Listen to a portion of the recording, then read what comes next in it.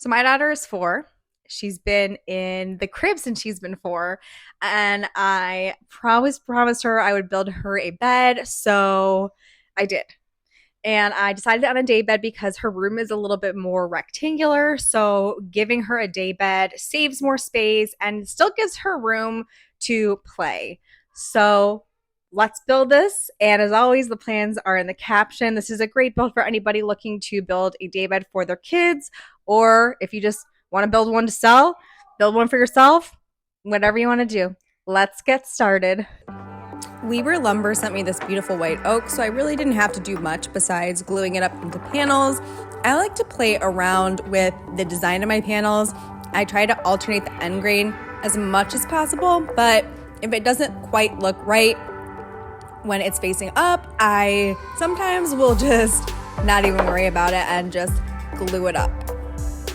It's really important here when you're gluing up a panel to alternate your clamps top and bottom to make equal clamping pressure so you're not accidentally making it bow or cup so that it lays nice and flat.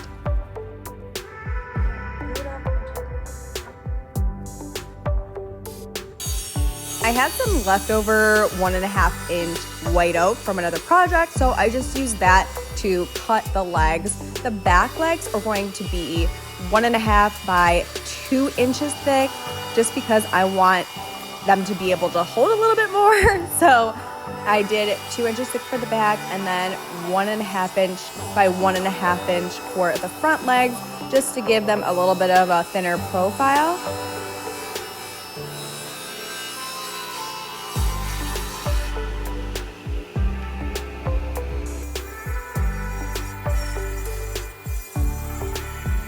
So I put 3/4 inch piece of wood underneath so that these legs will sit flush so I can mark it. I'm definitely going to be using a number of dowels.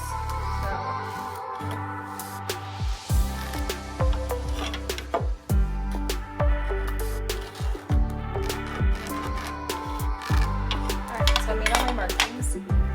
For these, I have to transfer the markings here because these is where I'm going to be drilling my holes, right here.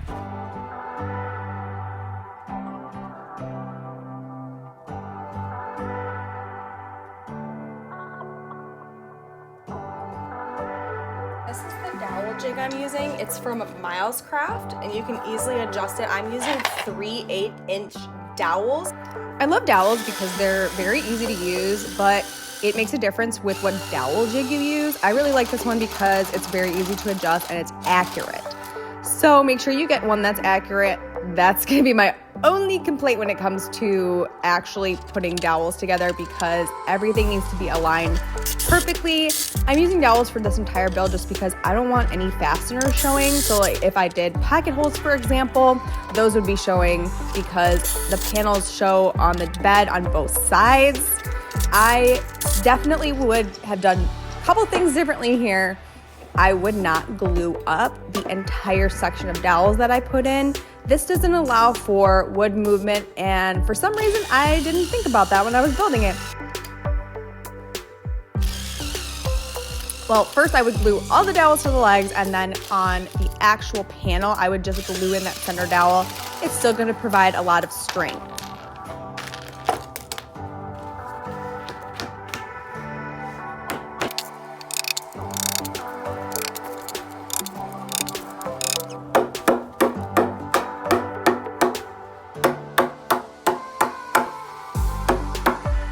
Since this is a headboard, we're gonna flip it around and do the same thing on the other side.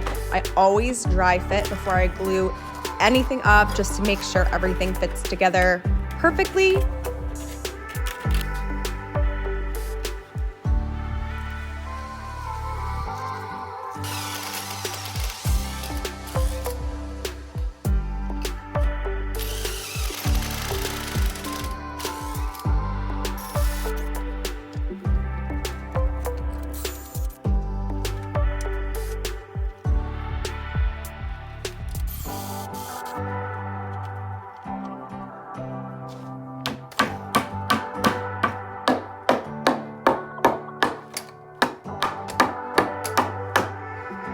So with this, it's okay to glue all your dowels into the legs. But when it comes to gluing it up to the actual panel, I would just glue in that center dowel and leave the rest of them floating to allow for wood movement.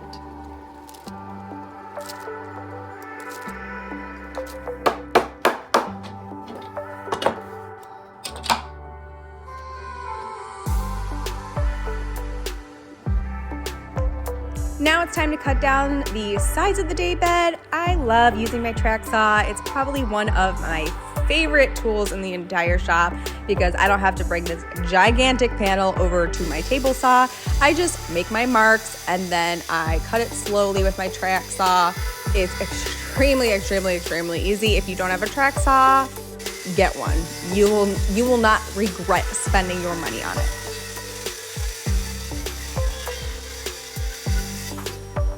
I was a little nervous about getting the perfect curve for the sides of the bed, so I made a template out of this scrap MDF I had and this bendy kind of reeded scrap I had, and it bent pretty easily so I could find a more consistent curve, and that way I could cut it out with my jigsaw, and then I can use that template and transfer it over to each side panel, mark it, and then use the jigsaw on that. So that way it's more of a consistent curve.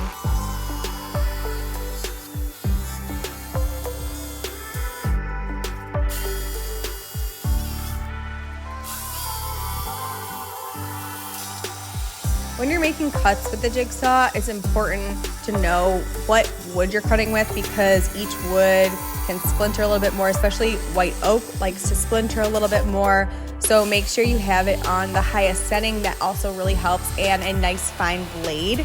Then I clamp both sides together to sand them together, and this will also make sure that the curve is the same on both sides.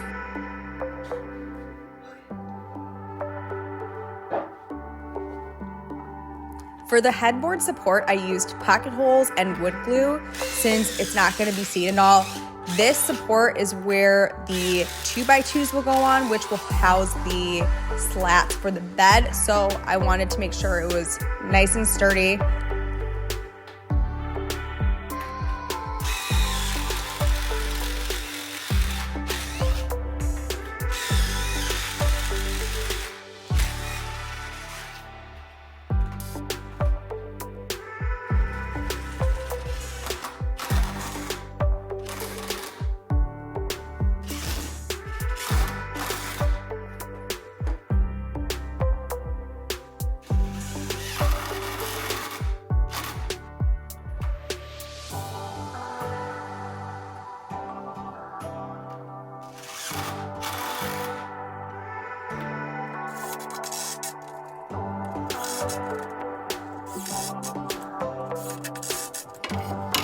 I wanted to make this entire bed collapsible in case we have to move and I want to take this with us. I decided to use threaded inserts and these special furniture bolts, which will make it really easy to remove it and store it.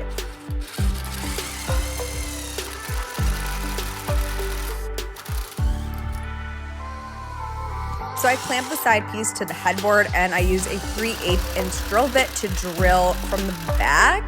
It definitely took me a little bit because the white oak was so hard that it started burning a little bit. And then I did the same thing to the side panels when I unclamped them. And I put a little bit of CA glue on the threaded inserts and then I just screwed them right in. And that way they do not come out at all and there's very little risk of stripping them.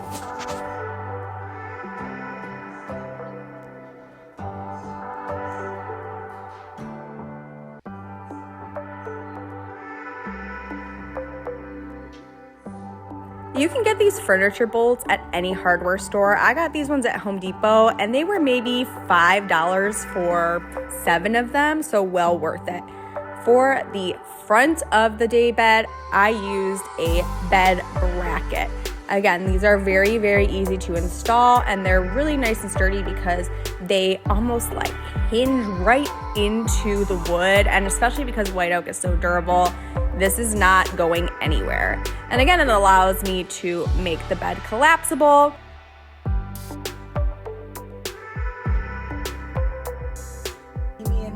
Then it was time to attach the 2x2 to the 2 support pieces. Of course, Riley wanted to help. She is such a great little helper. And I used stack screws to attach the 2x2s to the supports and wood glue.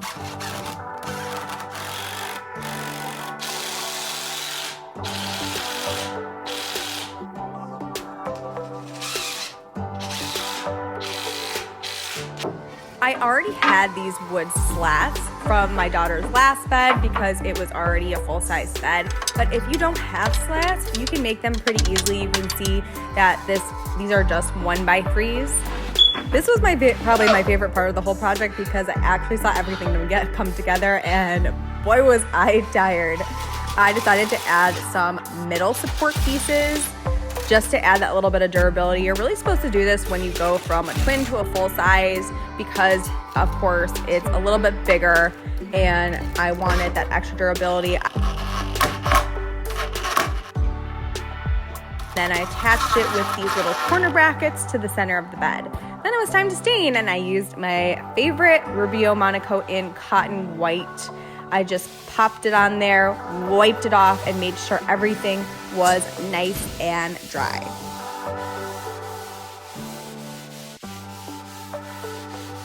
What do you think of this build? I love the way it turned out. My daughter and I love to snuggle in this bed at night. Do you think you would try to build something like this?